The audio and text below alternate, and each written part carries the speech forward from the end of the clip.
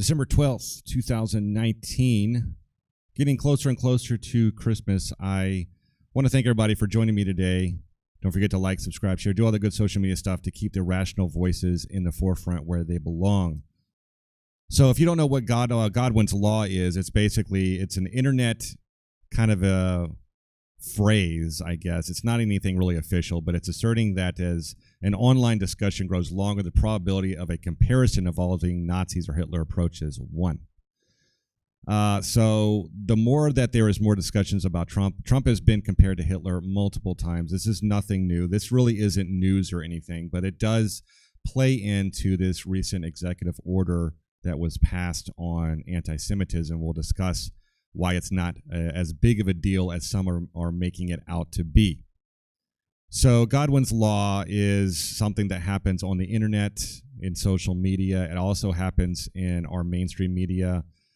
So there has been a recent report here over the last few weeks or so that a former Republican governor of New Jersey has doubled down on a tweet comparing Trump to Hitler.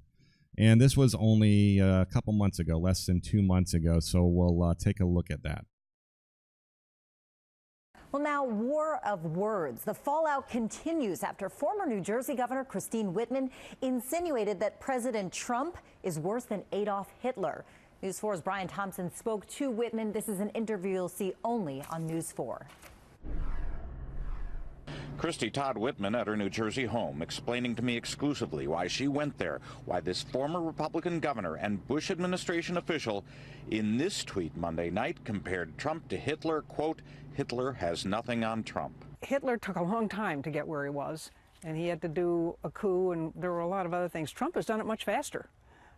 We're going down a dark hole, and I really worry for the country.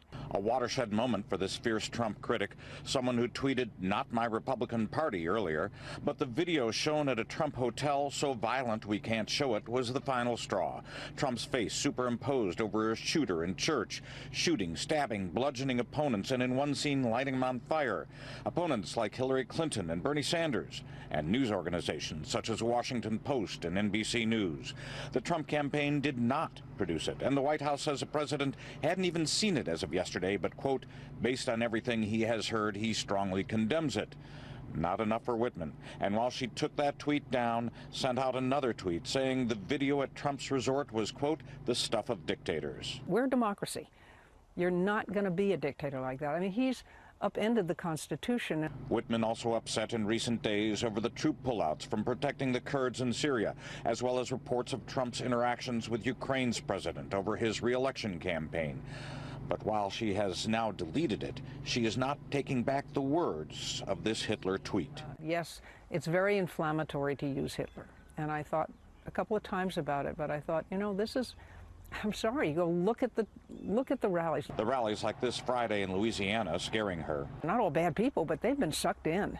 And they are reacting just the way you saw people react during the days of the Hitler march to power. And I'm really frightened for the country.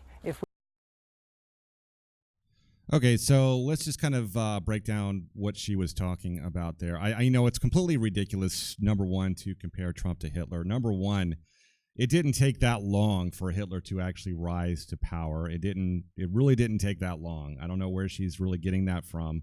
But the thing about the Nazi regime is that it was very oppressive. Now, there was a lot of people that supported Hitler during World War II, especially in the Weimar Republic, where people were literally dying in the streets. And yeah, they were clamoring for someone to take the reins and control.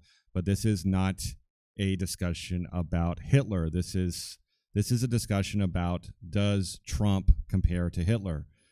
Well, last time I checked, Trump was so pro-Israel that it's not even funny. He's probably been the most pro-Israel president we've ever had. In a lot of other videos that I've done, I've explained, the different things that Trump has done for Israel, including probably the biggest is moving the embassy to Jerusalem and officially recognizing Jerusalem as the capital. Of course, Palestinians do not like this for obvious reasons, because they believe they should have control at least over the one half of Jerusalem as their own capital. And as we have said in other types of videos, this is just something that's going to continue going on and on. I don't think there's going to be any kind of two-state solution with that. But that is a side point. That's a tangent. Well, we won't even talk about that. But as far as what she was talking about as Trump promoting violence and stuff like that, you know, the left and the liberal progressive movement has emboldened an actual terrorist group to enact violence on those who disagree with them. And of course, I'm referring to Antifa and all of their other offspring groups that they have, including even Extinction Rebellion, where we have a lot of groups out there, you know, having violent acts against people in the name of the environment. This is just really something that is, you know, just it's a further explanation and a further example of the divide that's growing.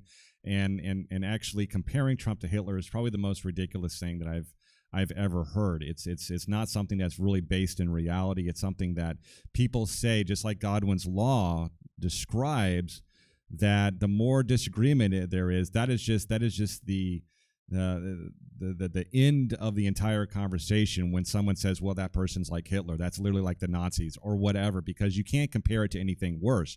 That is why it actually goes to Hitler and Nazis, because you can't get any worse than that. Now I could argue that something just as bad would probably be Stalin, the Stalin regime and the gulags, but I mean, now we're just comparing apples to oranges. Evil is evil. Now, Trump is not the, you know, probably not the brightest person. I think he's brilliant in his own ways, and he's probably not as eloquent as Obama was, but that's not why people voted for Trump. They just really got tired of the whole, you know, politician stuff. Now, if we want to compare Hitler and Trump, Hitler was a politician. He was in the military, and he rose to power by playing the politics of the nation.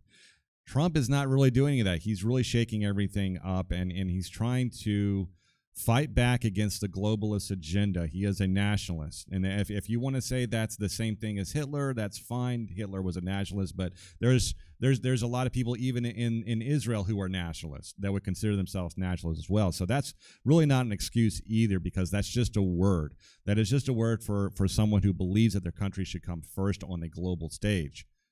And there's this constant fight between globalism and nationalism right now. I think that's really what the main focus is. So there is a recent executive order that just came out, and I will pull up the draft of this order here.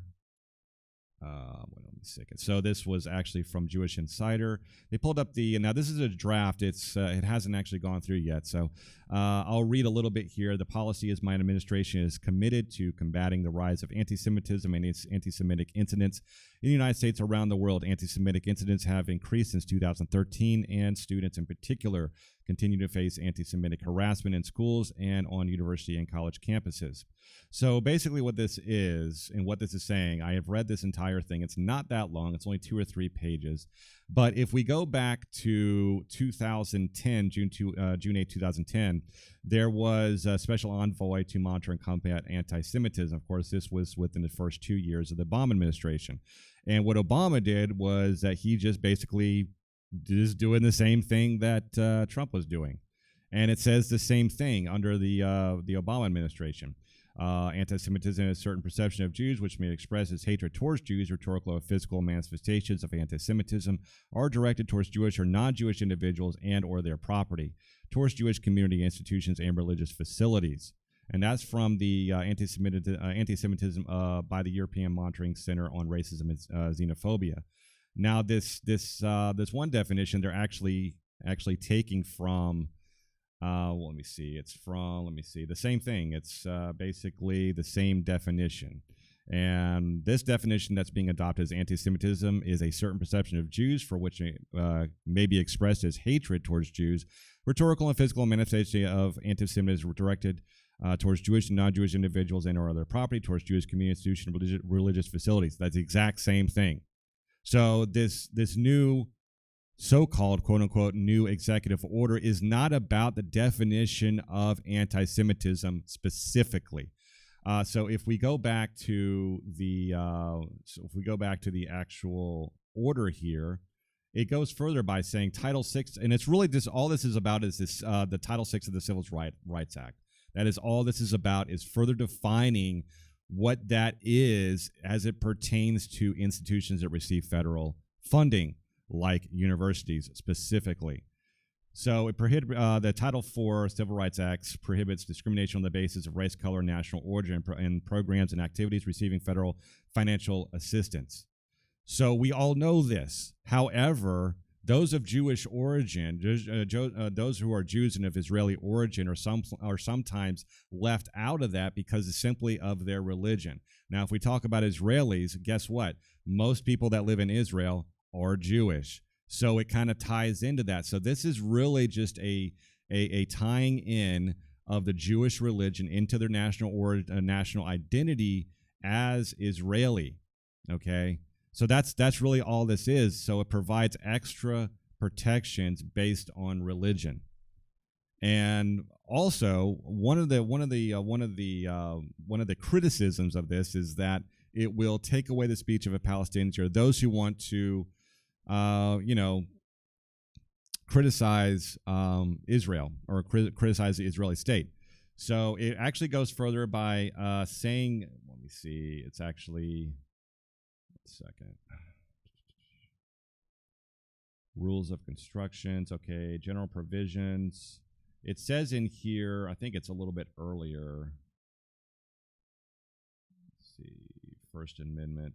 It actually says in here that it actually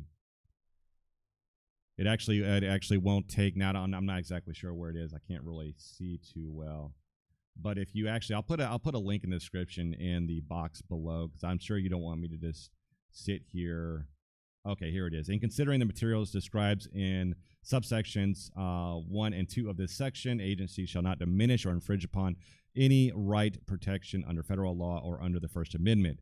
As with other Title VI complaints, the inquiry into whether a particular act constitutes discrimination prohibited by Title VI will require a detailed analysis of the allegations. So this does not infringe on the First Amendment right. It has to be taken by case-by-case basis. This is not a kind of a fiat executive order against freedom of speech on the Jews. This has nothing to do with that. All this is just a reiteration of what was already on the books when Obama, when the Obama administration actually put this into effect. Not really put it in effect, but reiterated as well. So this really is just kind of a nothing burger. It's not really anything. It's just saying, it just reaffirms that the administration is serious about anti-Semitism in general, but more specifically in institutions that receive federal funding. It's basically a warning to those who want to forward this idea that